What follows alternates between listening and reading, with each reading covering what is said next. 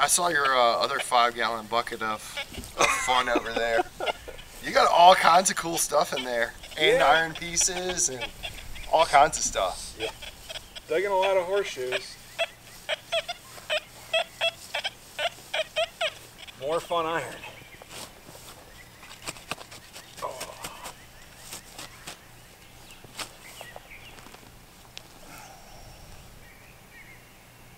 Trying to save some of these little fragments.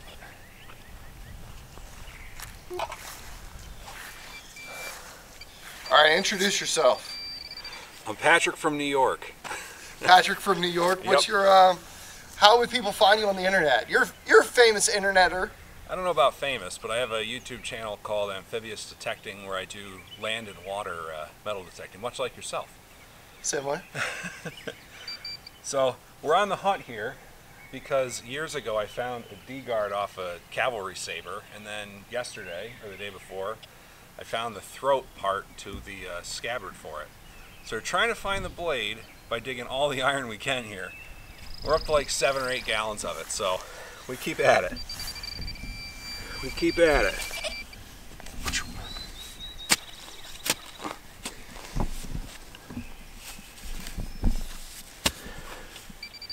Chasing nails and everything in between.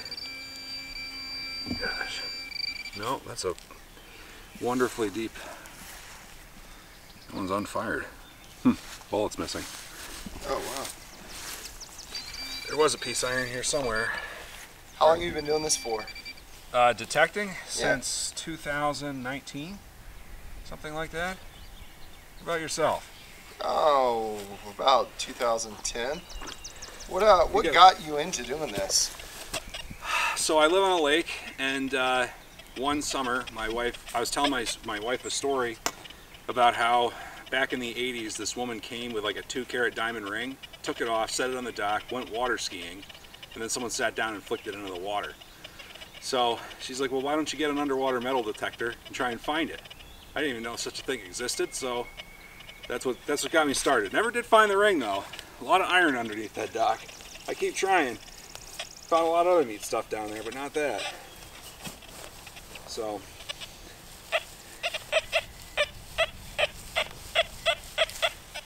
more Pupiska.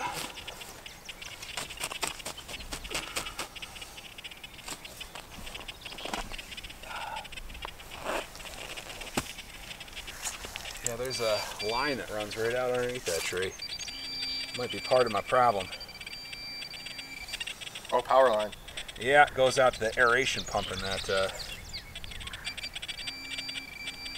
pond.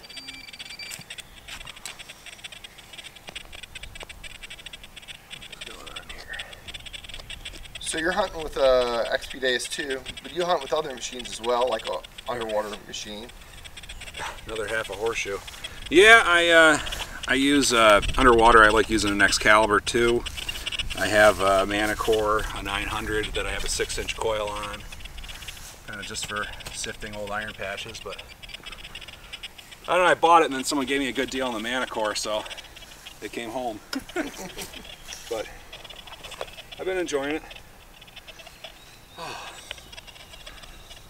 There's no shortage of gear that you can own, right? I tell myself that all the time.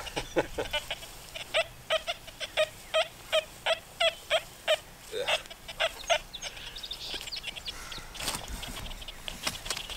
One of these things is going to either open up the signal for a sword or not. But with that belt rig loop here, you got to figure there's a tongue in shape somewhere, right? You hope there's a 2-piece buckle in here. Yeah.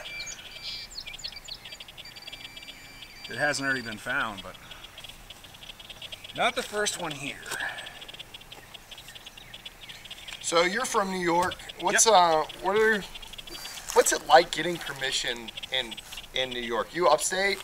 Yeah, I'm upstate. I live about 10 minutes south of Saratoga, which is the turning point of the American Revolution. And you know, some people are really private about it. There's a lot of people that travel that area to detect, but I kind of stick around town a lot of times, so it's pretty easy. You develop relationships with people.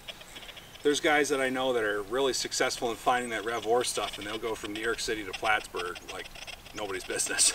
Do you have like a technique, or is it like know somebody to know somebody, or are you a door knocker, or? I'm on a lot of different boards and committees for the town, so it's one of those things where people just kind of know. I've lived there for 37 years, so people know me.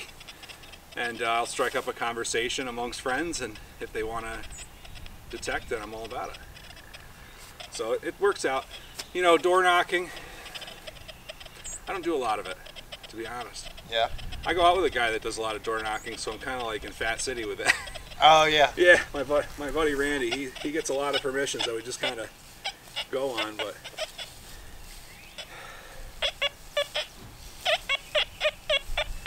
That's another bullet right there. Think that's a modern one? Yeah. 38 special casing, maybe. Maybe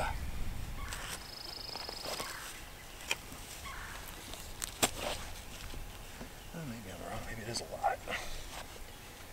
You know, how did I not hear all of that? What the heck even is that?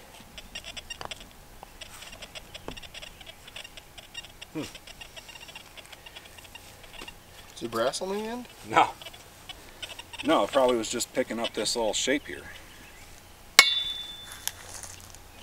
You have any special ways you run your D2? Well, I got it on 6.2 per your request, but you know, honestly, no. Oops. Let's not do that. Honestly, not really. Right now it's on the general program with a discrimination on 6.2. I always run it on full tones. I like hearing more information than not. But I always like full tones on machines. It gives you more information. Now, I will say I like the older machines better because they're more of an analog audio sound. I don't like this square wave style sound. I know this has pitch. It just doesn't quite, I don't know. It's taking time.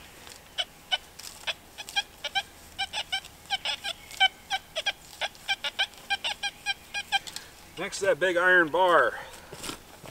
Something. Was it worth digging though? To be determined. As this soil falls apart.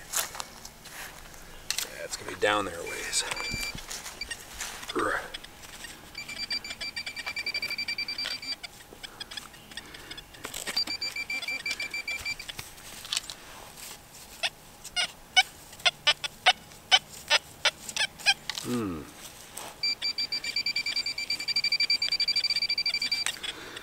Maybe I'm way off on this signal. Could be. Nice rock there.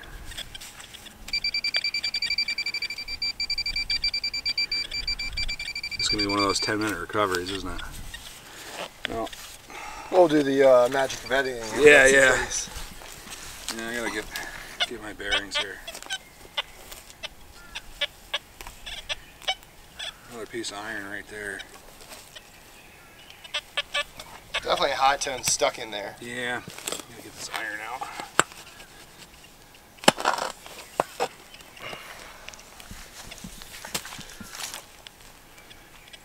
The other thing I like about doing these is like these are real recoveries. Yeah. Like, you know what I mean? It's not like the magic of let's edit this out. I know. Because, you know, this is the real part of metal detecting that some people appreciate and other people don't. Big rock. At this point, I'm just... Alright, we're onto it now. Getting lost in the ground mineralization here. Give me iron. Yeah, a rounded piece of iron. It's probably what that was. Junk. Yeah. You know, I was just at an event, and the number of people that, you know, they didn't find a lot, but they're so appreciative to get out this time of year. You know, it's like, hey, I come from New York. Right now, I look at the cameras on my house. I look outside, and there's snow on the ground. That's a fact. Right. This morning, there's snow on the ground, and it's like, thank you. You know, so Do you often look for like these kind of places? I mean, other than, you know, like, are you a, I mean, you said you just went to an event. Are you a traveling guy to go dig? I'll travel. I mean, I have, as a teacher, I got July and August off, so I'll travel. I try and use a lot of my time to get out if I can. But I kind of just roam the earth. It's like that scene from, oh gosh, what's the movie there? Pulp Fiction. I just roam the earth. You know? That's what I do. And I'll tell you something.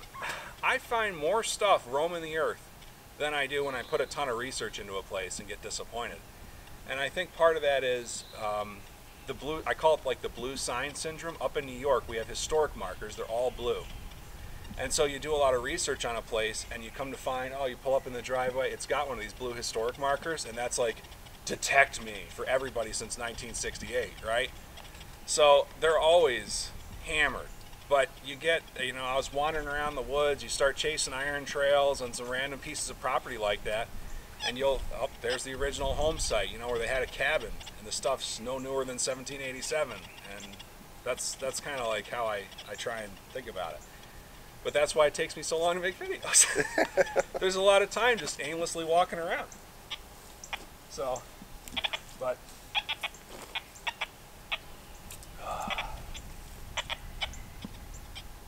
which way would they have been plowing? You know, and that's the other part of this. That sword could be buried in that thing in there. In the garden. If they're plowing from this direction, I don't know. I don't know. I'm getting so hungry for it, I'm digging all this garbage, which is okay.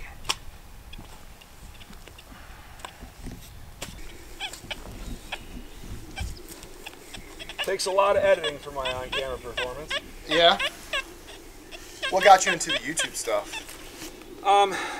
You know, I don't know. You know, we started detecting, we started finding some pretty good stuff, and I think it's just a natural progression for a lot of younger folks that get into this hobby, that they want to share their finds. And it's just a different way to do it. And it's kind of evolved over the years. I care a lot less about the share the finds aspects. I'm a public school teacher. So it's kind of neat to be able to show my students what things are. You know, when I first started making the videos, my father was really sick, and he had it's not dementia, it's not Alzheimer's, it's a really complicated name, and I can't even remember what the heck it is, so I'm a bad person for that. But it was something I used to show him the kinds of things we were finding, because he was into collecting coins, but as he was losing his capacities, it's not like he could come out with me. So. Oh yeah, that's a turd that needs digging. Mystery signal. That's pretty cool, man. I think that's a lot of what people who actually do YouTube is about. I mean, yeah. I think, you know, we all want our finds to be seen by more people, but I think in the end,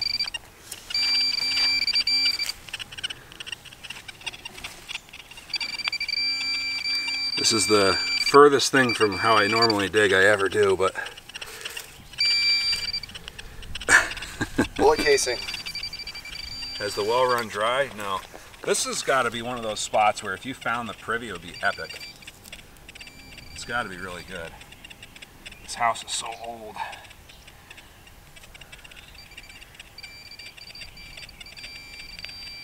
Chasing around nails like an Amy. All right. I enjoy when folks from other places come to Virginia and dig. I know that sounds crazy, but I get such a different perspective. Is that another one in the hole? Yeah, there's a few shell casings here. This is the problem. You know, I thought I had that sword earlier. I dug out a piece of flat iron that was that long, but it had like a lamp chimney on it and a glass button in the hole, so it wasn't all bad, but it had me going. But yeah, no, you know, down here is definitely different. You know, this place, the ground isn't too bad, but over by where you are, it's got to be really intense.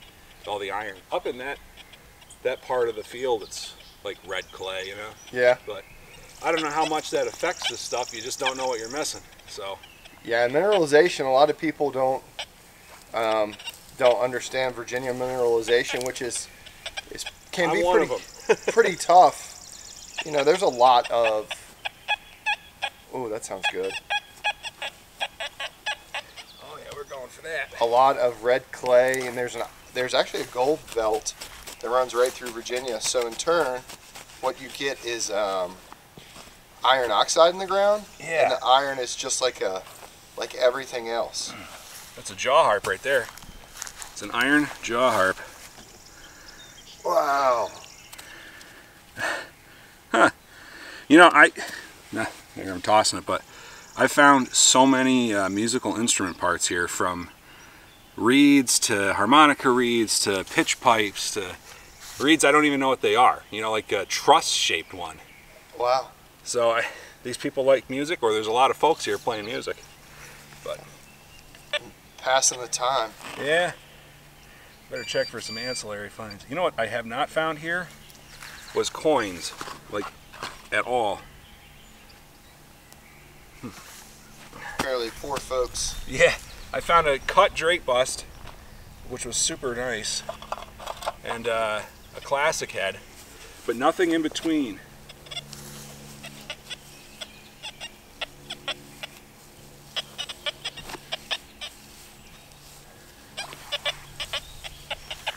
That pommel's got to be around here somewhere too, right? Yeah, hopefully it's not under a fence line, right?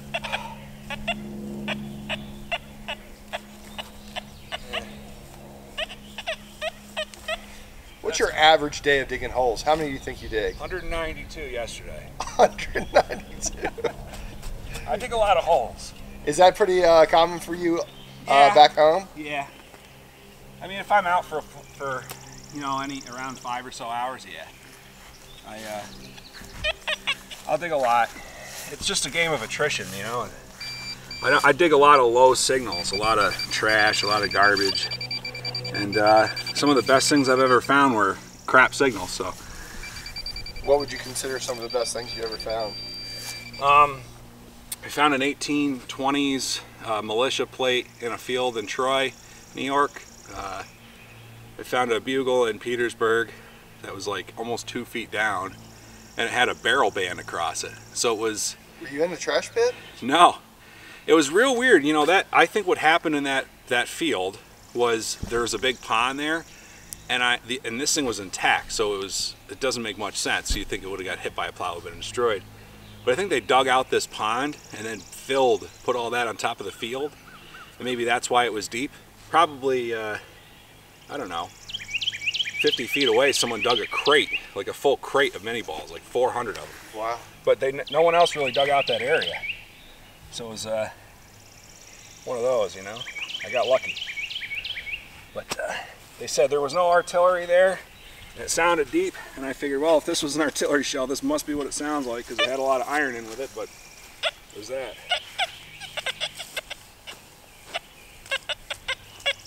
Yeah. I'll come back to that. You ever find it weird, or do you find this to be weird, being like on the opposite side of the camera? I mean, you said it takes a lot of editing for your videos. What do you think you normally put into a video? 30 hours. To one video?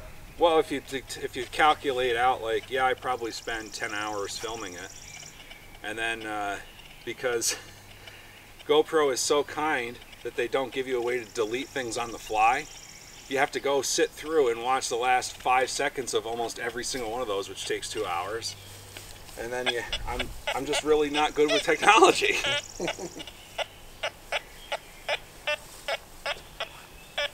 Okay, I feel like I've been here before. There's a copper line here somewhere, and I don't know what the heck it was for, but I didn't take it out. Like a copper, be careful here. Might be it. No, maybe not.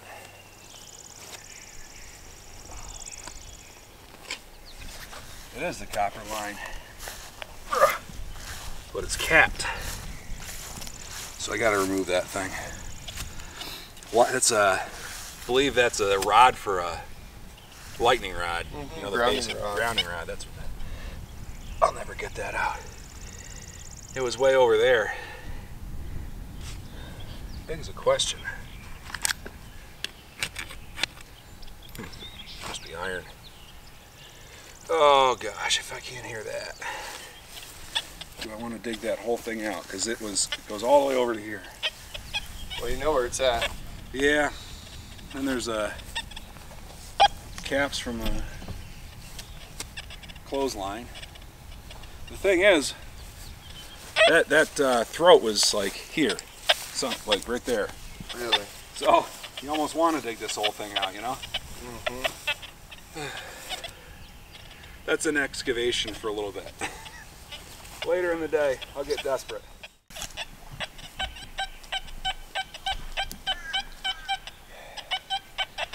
Now it's going to make me go back to the well. It's going to go back. Now that we've got it even lower, get out of here.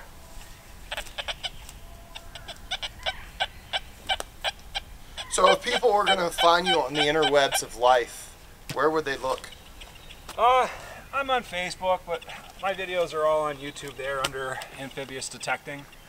So I have like a real inactive group. What's that? Oh, that's nothing. That's something though. That's a shotgun shell? No, that's maybe an Indian. What the heck? I heard that in there. No, that's a button. Ah, just a flat button, but old one, you know. We'll have some kind of fun back mark on there.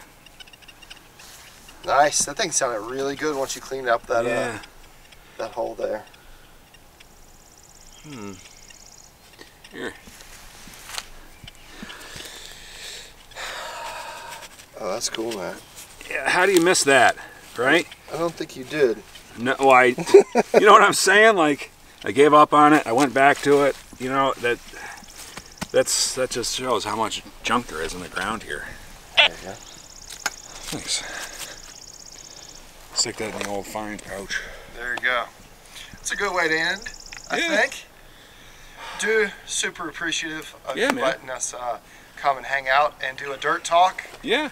It's time for you to throw your shoes on and get a machine out. Yeah, well, you can dig in flip-flops. I'm used to New York, my friends. Up there, we need stuff like this because it's always wet and cold. So I encourage each and every one of you to go check out Patrick's channel. Absolutely fantastic. Until next time. I bet you'll see him on an upcoming video digging holes in here. So.